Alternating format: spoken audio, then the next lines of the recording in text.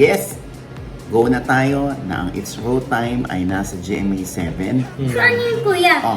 Yung nilalabas ang kampo ni Willie Revillame na magkakaroon siya ng show sa GMA7. Oh. Ano yan, kuya? Pautot lang ni Willie Revillame? Hindi ko man sinabing magpakabait ng bonggang-bongga si Willie, no? Oo, yun lang, iwasan niyang, magalit on air. Ano ba yan si Bea at Dominic? Magkakabalikan din naman pala. Ang dami pang arte, kaaway-away pa. Si Dominic, umangat o tumaas ang premium. Si Bea daw, hindi ikinaangat ng premium yun. Ito na ang latest, kaya tumuto ka na, dali. Ito na nga! Ito na ang mga marites, kaya i-chika mo na, dali. Ito na ang latest! La la la la la la la, i-chika mo na, dali. Ito na ang latest! La la la la la la la, i-chika mo na, dali. Ito na ang latest! Hello mga kapit! Ito po ang inyong mga lingkod. Oh, sa ating Rana! At ito naman po si Papa O o si Tias. Ano pa nga ba? Ang lagi niyong inihilig sa amin. Chika mo na! La la la la la la la la, ichichika na namin dali. Ayan, ichichika na nga po namin sa inyo. Alam mo, ang dami nagtatanong sa akin, ano nga ba ang kapalit na o ang ipapalit sa tahanang pinakamasaya? Ayun. Oo, dahil siyempre na maalam na sa ere at nagkaroon na ng joint statement ng GMA at ng Faith Inc. Na maalam na nga ito. At siyempre, marami espekulasyon, Loy, na si Willie Revillame ba ay magbabalik sa 7. Ha? Dahil sa Wawawin ay ang dami nilang sinishare. Oh. Verified yung Wawawin, no? Fan page. Sinishare nila yung mga, babalik na nga ba si Willie sa GMA? Oo. Ano sa tingin mo, Nay? Ayokong tumingin. Hindi. Oy, kasi nga meron nga di ba? Tahanang may 10,000. Ayan, lumalabas na rin. Oo. Oo, parang, ito na ba yung kapalit? Kasi nga mamimigay siguro si Willie ng 10,000. Oo. Tapos meron pa nakalagay, T7. Ano yung T7. Ah? Ano yung T7? Tahanan ng 7. Ha? Charot. Hindi ko alam. Yan nga yung mga naglalabasan, Loy. So, hindi natin alam at hindi natin kumpirmado at wala tayong sinasabing tiyak yun o confirm na confirm. Kasi, pagkatapos nga ng tahanang pinakamasaya, ang mapapanood na muna or pansamantala ay Eto na nga, Nay. Oh. Ang lunchtime movie hits. Ayan. mga movie hits. Oo, sa mga yun- pelikula. Oo. Kasi nga, Loy, may nakarating din sa akin na from GTV ay ililipat naman sa GMA yung It's Showtime. Oh? Makikipag-head-on nga sa Itbulaga. Talaga? Pero, ang balita rin nakarating sa akin, naghihintay lang naman daw ang It's Showtime. Saan sila ililipat? Kasi obviously, pag nilipat sila sa GMA, ano yung programang ipapalit sa GTV? Yan ang abangan natin, ha? Kasi yan, wala pa akong mga kumpirmasyon. Ito nga, syempre, isa pang umuugong dyan ay GMA, parang yung mga staff daw ay willing to take over. Willing sila mag-live every day. Anong iti-take over nila, Nay, kung wala naman mga host? Kaya nga, kung gagawa daw ang GMA 7, hindi pa yata handa yung production people sa everyday life. Kaya siguro puro pelikula muna. Oo, hindi pinag-iisipan pa kung doon na ba ilalagay ang It's Showtime or gagawa na lang sila ng bagong programa na itatapat sa It's Showtime. Oo. Ang nakakaloka dyan, Loy, kung gagawa sila ng bagong programa na produced by GMA7, posibleng mawala sa GTV ang It's Showtime. Hindi ba pwedeng sabay? Hindi ko alam kasi kung produce ng GMA yun, ang GTV ay under din ng GMA. Dati, okay lang kasi black timer ang Tape Inc. sa tahanang pinakamasaya. Oo. Ngayon, kung ipuproduce ng GMA ang bagong noontime show na makakatapat ng Itbulaga at ng It's Showtime, posible, malamang sa malamang, matanggal sa GTV yung kalaban ng show na produce ng GMA7, which is yung It's Showtime. Pero may kontrata yun nga di ba? So, kahit ba hindi pa tapos yung kontrata, magagawa nila yun sa Showtime? Pwedeng mangyari niyan, tapusin ang kontrata kung i-honor yung kontrata. Otherwise, ako magsasuggest lang ako. Yung It's Showtime sa GTV ilagay sa media sa GMA7. Ipapayag ba na yung ABS-CBN na makipag-co-prod sa GMA kung magiging main ng noon time show ng GMA yung Showtime? Content provider ang ABS-CBN ngayon. Oh. Kaya siya ABS-CBN Studios. So, sila ay open sa collaboration, sa merging, di ba? Tsaka, less ang gastos. Walang iisipin ng GMA. Kung It's Showtime ay ilalagay nila ito. Baka lang din na kung sakali, kung magkakapayagan, Kuya, sakit naman nun, magkakabayagan. gaga, kung papayag. Ayan. Oo. Akala ko sinisipon ka lang. Hindi ka rin pala makarinig. Kala ko Buti pa ako naintindihan ko kahit nasa kaliwa Oo. Hindi. Kung magkakaroon sila ng agreement na yes, go na tayo na ang It's Showtime ay nasa GMA7. Kung papayag ang ABS-CBN kasi kung may provision na or provided, sasabihin ng GMA, maglalagay kami ng talent ng GMA dyan sa It's Showtime para pumayag kami na ilagay sa GMA7 ang It's Showtime. Yon. Depende na yan sa pag-uusap. Dahil ang alam ko, ang pinaka-head ng It's Showtime ay si Vice Ganda. At lahat ng call ay nanggagaling kay Vice Ganda. Oo, ang pagpapaalam kung sino i-guess, kung ano yung mga bagong segments, kung anong mangyayari sa susunod na episode, ang alam ko si Vice Ganda. Kasi ang tawag sa kanya dyan ng mga staff parang BUH. Oo. Business unit head. Oo. Kasi mahusay naman si Vice, in fairness. Oo naman. Talaga naka-immersed si Vice. Kasi ang alam ko, every after ng It's Showtime, nakikipag-meeting si Vice lagi sa management para alamin kung ano yung assessments doon sa nagdaang show, sa katatapos ng show, at kung ano yung bukas ang plano, ganyan. Meron ng ganyan si Vice sa management. Kasi nga, oo, hands-on talaga si Vice. Inaalagaan niya kasi yan. Kasi ilang years na rin naman yan. Magpi-15 years. Oo. Diyos ko, talagang buong buhay ng mga host, hindi lang si Vice Ganda, si Bong Navarro, Jong Hilario, ibinuhos nila yan dyan para maging matatag, para ma-establish yan. Kaya hindi natin alam kung sakali na sila pupunta ng GMA at papayag ng GMA na ilagay doon ang It's Showtime ay baka mag-insert sila ng mga talents nila doon.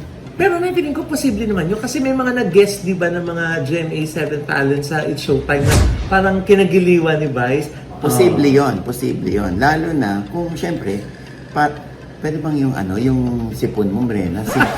Ganun, nakakaloka ka. Narinig ko, Brenda. Pwede bang iliwa mo muna yun? Hindi, kuya. Hindi, prema. Naririnig ko na nadidistract ako. Posible yun At saka syempre, bigyan natin ng chance. Di ba mga GMA talents na mapabilang doon para mas maramdaman ng taong bayan na nagkakaisa na talaga ang GMA at ang ABS-CBN tungo sa isang goal, ang magtagumpay at maging number 1 sa noon time. Di ba? Yan ang aabangan natin. So ano yun, kuya? Oh. Yung nilalabas ang kampo ni Winnie Revillame na magkakaroon siya ng show sa GMA7. Oh. Ano yan, kuya? Pautot lang ni Winnie Revillame? Ang ano mo naman sa pautot. Pinaparinggan mo naman si nanay. Oo. Binibigyan ko ka idea, mamaya ilalabas ka at maaamoy. Loka ka. Ayun din ang abangan natin. Baka naman totoo. Hindi ba? Oo. At kung sakali man na totoo na si Willie ay magkakaroon ng programa sa GMA7, kung sakali lang Abay, sino naman tayo para kumontra, no? Ang isa-suggest ko lang, dapat isunod natin sa Agos. Oo. Huwag na yung old school gagawin natin. Huwag na rin tayong tatalak ng pagagalitan natin yung staff on air. Tigil na yan. Huwag na yung papayain natin yung staff o yung isang contestant on air. Itigil na yan. Hindi na yan click. Kung dati parang pinapayagan pa ng mga tao yan. Ngayon hindi na. O, yun lang naman suggestion ko. Yung hindi ko man sinabing magpakabait ng bonggang-bongga si Willie, no? Oo, yun lang iwasan niyang magalit on air. Pero kuya, yun yung mga nababiral. Yung mga uma-attitude. Hoy, hindi naman attitude yun kasi baka talagang ganun si Willie Revillame. Ikaw talaga. Live kasi, so minsan di niya na mapigil siguro yung kailangan niyang call out. Oo. Pero yun nga lang, gaya nga na sinabi mo na, mas sensitive na ang mga manonood ngayon. Wag na yung mga ganyan. Katulad yung nangyari sa Cebu, di ba? Nagagalit siya doon on stage. Pangit. Hindi maganda. Lalo na, di ba? Kumbaga, binigyan si Willie ng second life, di ba? Yung kanyang puso, dapat inaalagaan niya yan. Oo, huwag na masyadong magagalit na parang feeling ni Willie, pag nagalit siya, umiikot ang tumbong ng mga nakapaligid sa kanya. Hindi lahat, yun ang ibabalik na emosyon sa kanya, na natatakot sa kanya, na susunod agad sa gusto niyo mangyari. Minsan, kasi dapat rin, magpakumbabati. Di ba? At saka katulad niya, kung magkakaroon ng show si Willie Revillame, so ibig sabihin, wala na yung political plan niya na maging senator. Ay, oo nga, kung daily yung show niya na, paano yung mga sessions? Oo, yun. Di ba? Ay, naku. Anyway, nakakaloka ito dahil alam mo, umattend tayo sa debut ni Julien. Ay, oo. Oo, kung saan ang garbo ng ayos niya, no? Dave Sandoval, no? Yes, nice. Oo. Celestial yung team. Oo, talagang paligsahan kayo talaga ni Mike Ruiz. Kamahalan sa pag-aayos ng venue. Diba? At yun na nga, siyempre, happy birthday kay Julien. Yes. At yan po yung mga artistang nakita natin dyan. Yes. Andyan si Robin Padilla, si Mariel Rodriguez, si Senator Bong Revilla, obviously si Senator Jingo Estrada, yung tatay, di ba? Si Miss Lauren Tolentino, si Isabel Rivas, si Ami Austria, si Tirso Cruz III, si Tita Lynn, ang kanyang may bahay.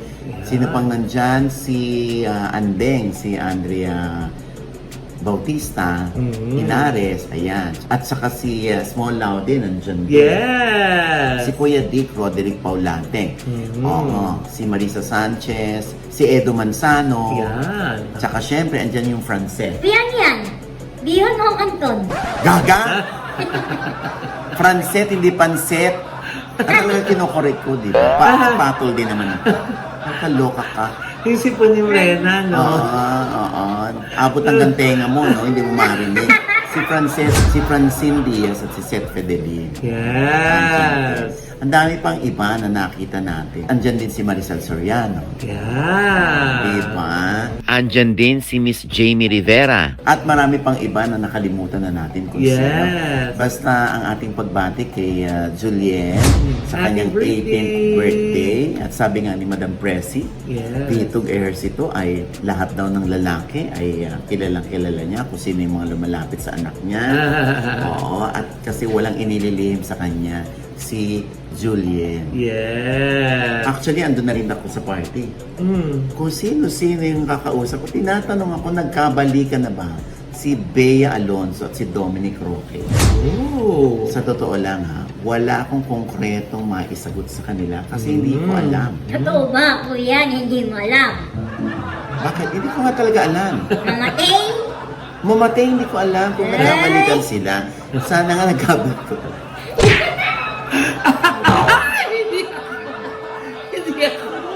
Hindi ko nga rin masagot yung tanong na yun. Hindi. Sa lahat na nagtatanong sa akin. Oo, syempre nakarating lang sa atin na nagkasundo na sila, okay na sila, nagkaayos na. Oo, nagkikita ron ng palihim. Ay. Yan lang naman nakakarating sa akin. So, kuya, kung nagkikita ng palihim, Baka nagkabalikan na nga. Eh sana nga, dahil ako gusto ko si Bea at si Dominic Wyatt. Sana. Oo, lalo na nagkaroon pa ng duda yung mga tao na mukhang sila nga'y nagkabalikan na. Ah, bakit? Oo, dahil nga doon sa IG account na Bash Manila, yung sa negosyong bag ni Bea Alonso kasi, na parang ipinost yata ito 3 days ago. Mhm. Oo. So hawak-hawak ni Bea, ayan yung kanyang bag, hawak niya. Pero may singsing. Ay, Kaliwa di ba kaliwa yung engagement ring? oo. O may singsing. Kaya ang daming tanong ng mga netizen kung nagkabalikan na ba, naibalik na ba yung isinuling singsing, nakibea na ba ulit, sila na ba ulit, yung mga ganon. At bakit naman daw ipopost si Bea yon? Kung alam niya na wala na sila. Pero Nay, kung suot yun ni Bea, edi tuloy na ulit ang kasal? Kasi engagement ring yun, di ba? Oo nga, yan ang ating aabangan, hindi pa. Kasi nga, nilike pa ni Dominic Roque Ay, yung post na yon. oo. Oo, ayan kitang-kita pag-like ni Dominic. So parang okay na sila ulit. Oo. Oo. At siguro, syempre, bilang tayo naman mga marites, kailangan maintindihan natin kung bakit hindi nila ina-announce kung sila man ay nagkabalikan na. Baka kasi ayaw na nilang magulo pa ng ibang tao yung kanilang relasyon. So, kuya, isi-secret na lang nila? Hindi nila sasabihin sa atin? Magtatago na lang sila na magtatago? Aba, kung ilalabas naman nila yan, masasubject pa sila sa public opinion. Tapos sasabihin ng ibang netizen, ano ba yan si Bea at Dominic, magkakabalikan din naman pala. Ang dami pang arte, kaaway-away pa. Bakit na? Hindi ba pwede mag-away?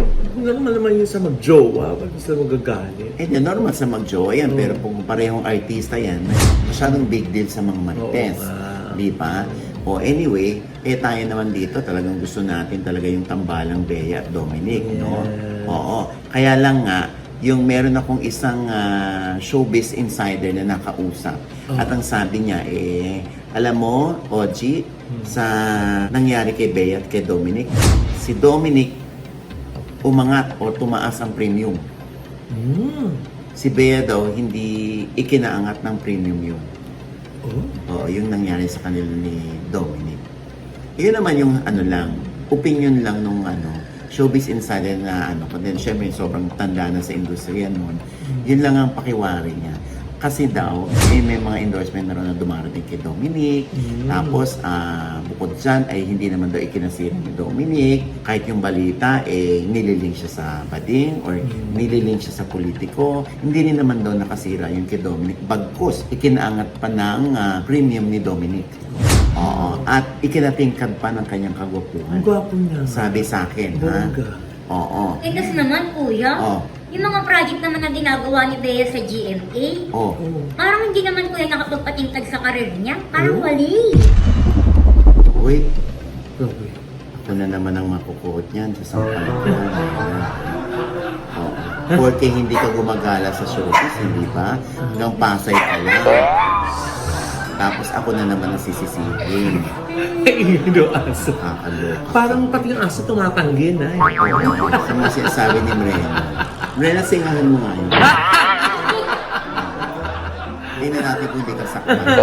O anyway, alam mo, opinion mo yan, Brenda. Ako naman, talagang nag-hope pa rin ako ng isang bonggang-bonggang project for Bea. Oo. Para ma-satisfy ka na ikatataas iyon ng premium ni Bea. Oo. Ako bilang manager, yun ang hangad ko for Bea. Magkaroon siya ng talagang isang bonggang project na tumatagal kahit hanggang 4, 5, 6 months. Hindi naman imposible na yung galing ng Bea Martin. Oo naman. Magaling na actress. Oo naman. Oo. Ay, Nay! Oh. Naku, nabalitaan nga pala natin na nagkaroon ng MediaCon itong What's Wrong with Secretary Kim, Oo, di ba? oo. Ni Kim Chiu at saka ni Paula Avellino. Ayan. Naibitahan ka ba doon? Hindi. Pero okay lang. Naimbitahan ako sa Dini. Ha? Ano yun kuya? Makati sa balat? Gagabuni yun. Oo. Nakakaloka kang may BSCBN. Inimbita ko sa Bini. Hindi ko inimbita doon sa What's Wrong with Secretary Kim. Pero, hechos, okay lang naman. Charot. Okay lang ba talaga kuya? Okay lang, gaga. Alam mo, kung choice nila na hindi ako imbitado, okay lang din naman. Di ba? Actually, panonoorin ko rin yan. Kasi nga nagustuhan ko si Kim Chiu tsaka si Paolo Abilista. Yun lang. So kahit hindi ako inimbita dyan, walang problema. Oo. Pero hindi rin para pumunta ako doon sa Bini, utang na loob. Okay.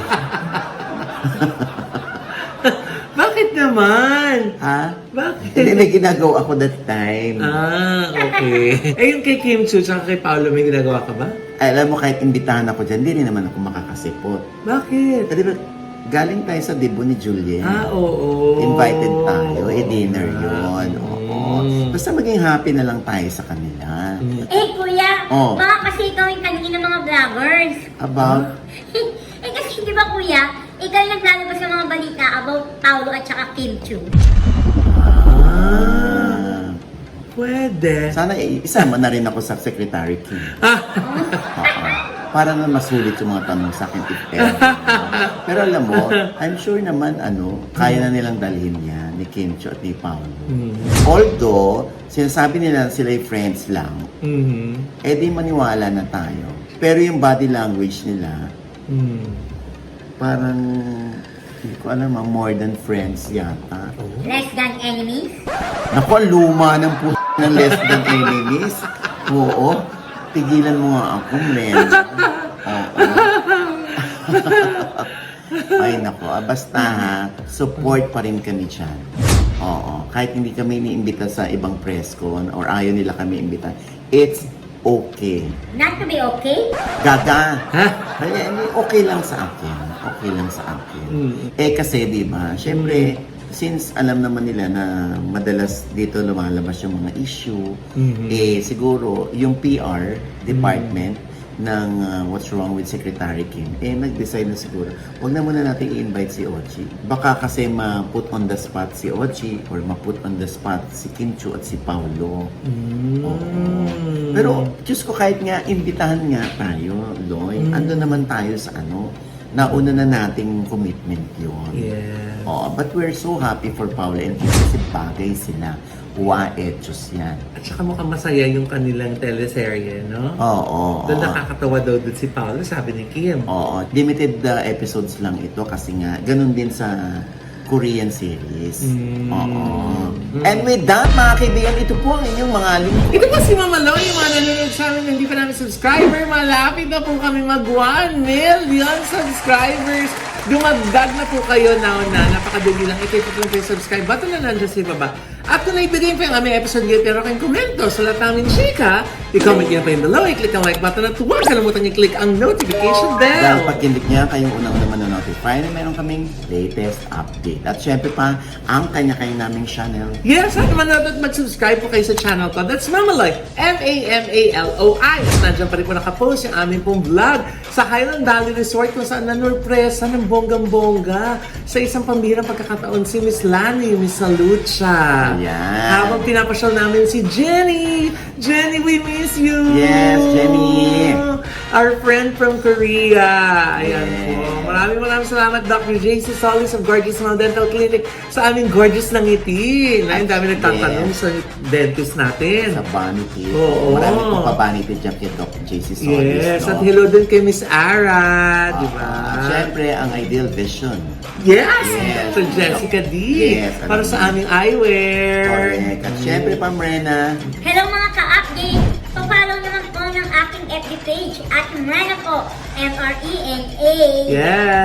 ayan. At siyempre pa, yung gustong magpunta sa Tagaytay, yung Samantha de Taal, ako itry niya. Bongga din dyan sa Samantha de Taal. yeah. Talagang siya, mayroong overlooking. Yes. Tsaka green na green. Ayan, Yes. Ayan, kitang-kita, Nagstay na kami dyan at babalik ulit kami dyan. Yes. Okay. Siyempre pa, ha, Oh. kung magagawin naman kayo medyo pagkatapos lamang ito ng Alfonso Cavite, pero Oo. malamig pa rin doon, ha?